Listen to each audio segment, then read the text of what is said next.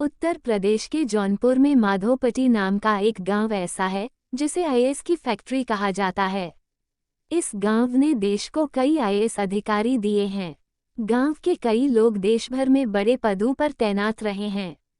यहाँ के पुरुष ही नहीं, महिलाएं भी अधिकारी बनकर अपनी सेवाएं दे रही हैं। देश भर के कई युवा आईएएस अधिकारी बनने का सपना लेकर रात दिन मेहनत करते हैं। कई लोग अपने शहर को छोड़कर तैयारी करने के लिए बड़े शहरों का रुख करते हैं।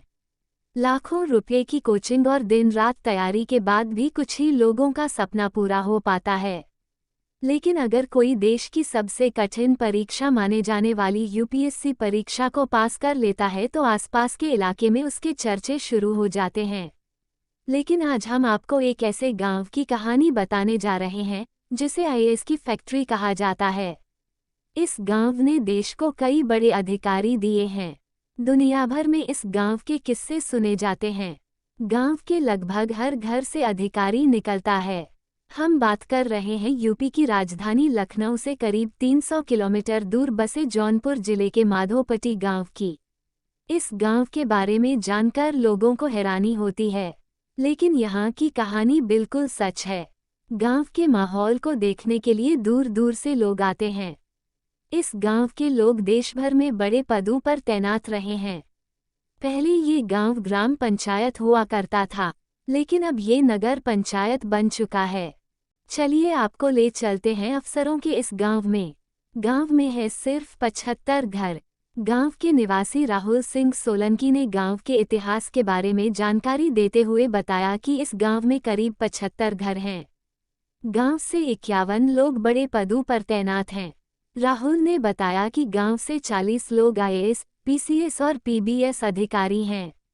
इसके अलावा इस गांव के लोग इसरो, भाभा और विश्व बैंक में भी काम कर रहे हैं।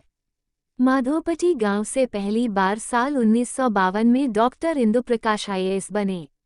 उन्होंने यूपीएससी में दूसरी रैंक हासिल की।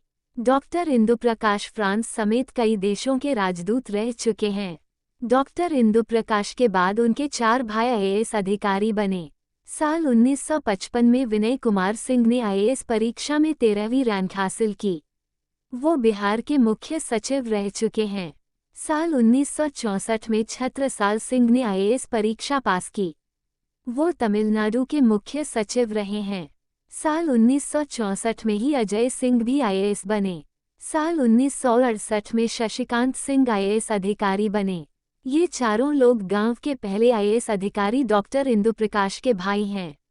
इसके बाद गांव को आईएएस की फैक्ट्री कहा जाने लगा। गांव से लोगों के अधिकारी बनने का सिलसिला अभी तक जारी है। डॉक्टर इंदु प्रकाश के 4 भाइयों के बाद उनकी दूसरी पीढ़ी भी यूपीएससी परीक्षा पास करने लगी। साल 2002 में डॉक्टर इंदु प्रकाश के बेटे यशस्वी आईएएस बने। उन्हें इस परीक्षा में 31वीं रैंक मिली। वहीं 1994 में इसी परिवार के अमिताभ सिंह भी आईएएस बने। वो नेपाल के राजदूत रह चुके हैं। माधोपट्टी गांव से न केवल पुरुष अधिकारी बने, बल्कि यहाँ की बेटियों और बहुओं ने भी परचम लहराया। गांव से 1980 में आशा सिंह, 1982 में उषा सिंह और 1983 में इंदु सिंह अधिकारी बनी। गांव के अमिताभ सिंह की पत्नी सरिता सिंह भी आईपीएस अधिकारी बनी। जौनपुर के माधोपट्टी गांव से आईएएस अधिकारियों के अलावा कई पीसीएस अधिकारी भी रहे हैं। यहाँ के राजमूर्ति सिंह, विद्या प्रकाश सिंह, प्रेमचंद्र सिंह, महेंद्र प्रताप सिंह, जय सिंह, प्रवीण सिंह, विशाल विक्रम सिंह, विकास विक्रम सिंह, एसपी सिंह, वेद प्रकाश सिंह, नीरज सिंह और रितेश सिंह पीसीएस अधिकारी बने। इसके साथ ही गांव की महिलाएं भी पीसीएस अधिकारी बनी। इसमें पारुल सिंह, ऋतु सिंह, रोली सिंह और शिवानी सिंह शामिल हैं। माधोपट्टी के जन्मेजय सिंह विश्व बैंक में कार्यरत हैं। वहीं गांव ने देश को बड़े वैज्ञानिक भी दिए हैं।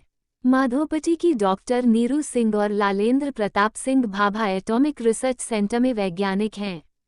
वहीं डॉक्टर ज्ञानू मिश्रा इसरो में वैज्ञानिक हैं। इसके अलावा गांव के निवासी देवेंद्र नाथ सिंह गुजरात के सूचना निदेशक रहे हैं। गांव के राहुल सिंह ने बताया कि माधोपट्टी में खेत कम है। लोगों का पढ़ाई लिखाई में खास ध्यान रहता है। गांव के बारे में कहावत है, अदब से यहाँ सचमुच विराजती हैं वीणा वादिनी। इसका अर्थ है कि विद्या की देवी माँ सरस्वती इस गांव में बसती हैं। अगर गांव के किसी बच्चे से उनके भविष्य के बारे में सवाल किया जाए तो उनके मुंह से आपको आईएएस आईपीएस बनने की बात सुनने को मिलेगी। हालांकि अब गांव के कई लोग शिक्षक भी बन रहे हैं। रोज ऐसे ही वीडियो देखने के लिए हमारे YouTube चैनल को सब्सक्राइब करें और वीडियो अच्छा लगे तो लाइक और शेयर कर दें।